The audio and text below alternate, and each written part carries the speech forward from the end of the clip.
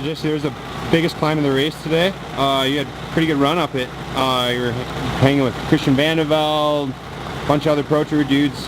Describe what was going through your head when you started that climb. I felt good today. I felt good all week, so the guys helped me out today, helped me get in a really good position for the finish. And yeah, I felt good, and I wanted to see what I could do in the GC here, so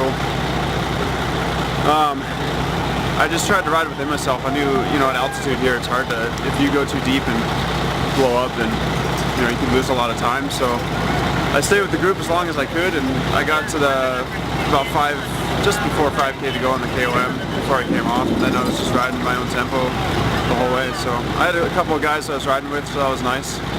But yeah, for the most part, I was just riding within myself and just trying to jam up as best I could. Can you describe for someone who's not a pro rider, like what it feels like, the suffering that you go through on a climb like that? I was behind you the whole way. It looks brutal, but can you describe like what goes through your head, or how you talk yourself into keeping the pedal?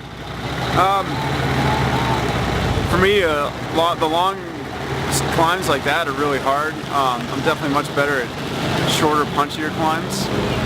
But yeah, when you're riding tempo on when you're just trying to ride as fast as you can on a climb, it's a skill that real climbers have, and it's part of it's a physical ability, and part of it's a mental ability to be able to push yourself at that limit. It's kind of like time trialing, where you just have to be able to push a little bit. Like you can push 2 or 3% more the whole time, and just kind of block the pain out of your head, and just know exactly what your limits are. Then you'll be able to climb that much better. So for me, I felt really good today. So I found a good zone, and I just tapped out the best rhythm I could.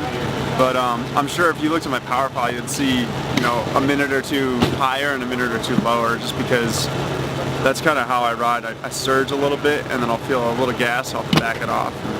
I'm not great at keeping it just one steady, consistent tempo the whole time. What does the rain do as far as difficulty level? I was enjoying the rain because it cooled us off. When you're climbing like that, it feels so much nicer to have the rain cooling you off, because the heat, there's no wind, so if it's hot out, it just gets hotter and hotter because you have such little wind blowing you, no breeze to cool you off. Thanks, Jesse. Good work today.